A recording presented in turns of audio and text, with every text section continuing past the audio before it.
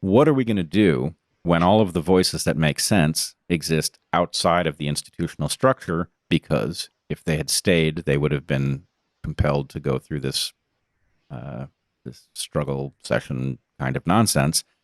You know, what happens when the institutions are all captured and everybody who knows what's going on is no longer part of them? Well, it depends on what field you're talking about, because in journalism, it might end up being a positive process, because I think what we're seeing now, look, there was already a huge collapse in trust in traditional media. In fact, I would argue that was one of the major factors that got Donald Trump elected in 2016. You know, journalists rarely talk about this. Papers like the New York Times rarely talk about it, but Trump really built his campaign around campaigning against us, the people who are covering him. I remember I was one of the people in the, following him around, and he sort of organized his speeches around the press as a representative of a corrupt elite that doesn't speak to the ordinary person. And that process has been growing on both the left and the right for a couple of decades now. It's been sort of a curiosity for me to watch. On the right, you started to see it, I would say, in the early 2000s, and then especially after the Occupy movement, um, and particularly with the Bernie Sanders campaign, there's been a huge amount of disaffection on the left too.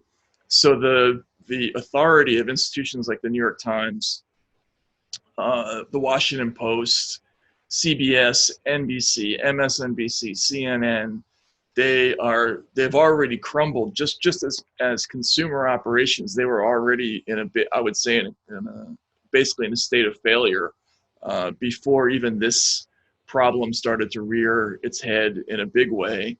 And what we already started seeing prior to this year was that independent media voices, including people that you know very well, like Joe Rogan, were becoming hugely successful just by not being that, because the audience now, and I'm seeing this with my own site, a lot of other independent journalists are seeing the same thing.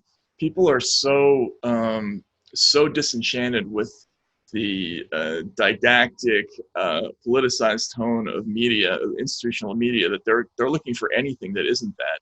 And so I'm sort of hopeful that new institutions will grow out of that, and that has been a little bit the history of this business. It's not like academia, where you can't just wipe out Princeton and all the Ivies in another day, build a whole bunch of new media companies. So there's a possibility that we're going to build something better, but it will just take a lot of energy. And then what's going to happen with those institutions once they get big enough is the problem.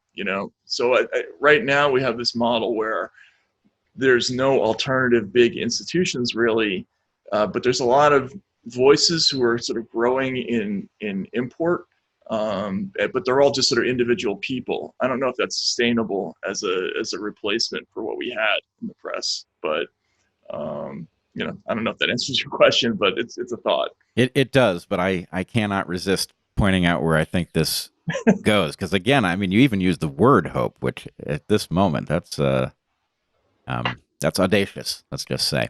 Right. Here's the problem: is Mm-hmm. that those of us on the outside, there are two phenomena that I think we need to pay attention to. One is that even the Joe Rogans of the world are dependent on the institutions of the world, Mm-hmm. right? Joe Rogan brings his message and his guests to the world via things like YouTube. Right. YouTube, which has no accountability, definitely has this movement inside of it on the Oh march yeah. all the time, has incredible power to wield tools that we don't even understand as outsiders to it. And there's almost nowhere to go, right? You can abandon ship and you could go to some platform that is not subject to these kinds of pressures. But then what happens? Well, okay, then you're grouped with all of the truly noxious stuff that also is not welcome on YouTube. And so you get tainted as alt right or worse. So kind of damned if you do and damned if you don't. And the other factor that I want to point out, not only are there these institutions which have this revolution on the march within every single one of them, but there is the very real sense that there is a censorious instinct marching in our direction, and it's knocking off people. And some of the people that it started with were truly terrible, right? And then it's come to people who are much more in a gray area. And, it's beginning, we can see it even experimenting with people that there's nothing wrong with at all, right? All they are is abrasive. So, James Lindsay found himself frozen out of his Twitter account the other day, right? And it's like, okay, it was Sargon of Akkad 2 years ago, and now we're at James Lindsay. How much longer is it before it gets to me, frankly? I mean, I think Right. they would have done it if they could have, and the problem is at the moment, it would be very awkward. James Lindsay is still on Twitter, so Mhm. apparently that's still not within the power of the movement. But of course, it would love to get rid of James Lindsay because he's a huge embarrassment to them because he just simply says flat out how their strategy works.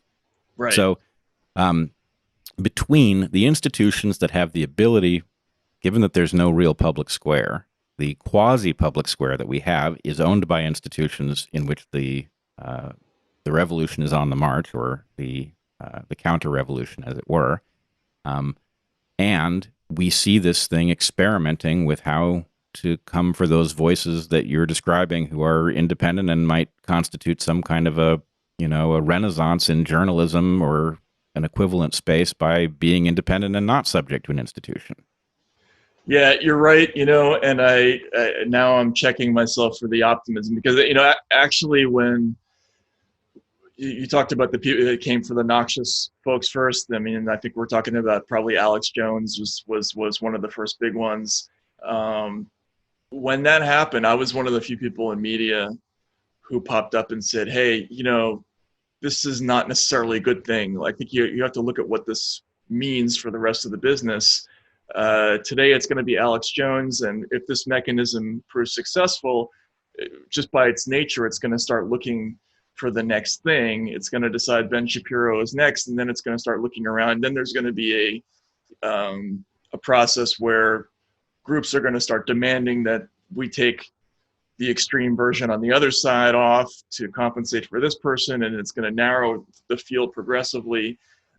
That started to happen, and then additionally, right after, if you remember what the Alex Jones thing, some of the platforms started to, this was at the height of the Russia mania, they started to zap pages that they were calling coordinated inauthentic content.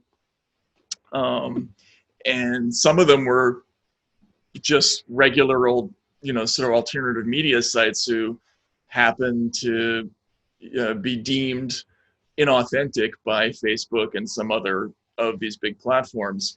And I tried to get people in the business interested in this problem, which was that uh, the press traditionally uh, got its independence from having its own distribution, at least print journalism did, right? So the newspaper in a locality built its power up over decades by having its own trucks, by having its own distribution routes, its own sales points, its own paper kids even. They were the only people in town, in the area, who were able to reach all those millions of people. And so that's how they had their power. You couldn't take it from them. But in the internet age, that vanishes overnight. Distribution is now wholly in the hands of a couple of companies, basically. The overwhelming majority of people in this country get their news from Google or Facebook or Twitter. And so what happens if these companies start making censorious decisions, which is what they were doing? Uh, and I was amazed really at the lack of interest in this topic among people in the press. I mean, I grew up, my father was a reporter. I grew up around people. Uh, my first internship was at the Village Voice, so I remember people like Nat Hentoff and Wayne Barrett. Like the standard position of a journalist in the 70s, 80s, and 90s was to be hypersensitive to any possibility of censorship or control over us as an institution. And that spirit has completely vanished from the press. Like people don't even, in fact, they're actively asking to be controlled more, if you even see any op-eds about this subject at all. And so we're in a situation now where, you know, people are being removed or deranked or shadow banned or whatever it is constantly. There's no transparency about it. It's effectively a a media regulator, that that is unelected and doesn't answer to the public at all. And it's a very serious problem, because you're right. You know, for all of Joe Rogan's success, at any minute, somebody could say, "Yeah, enough of that," and he'd be reduced to, I don't know what, sending CDs through the mail to people. I mean, that could happen.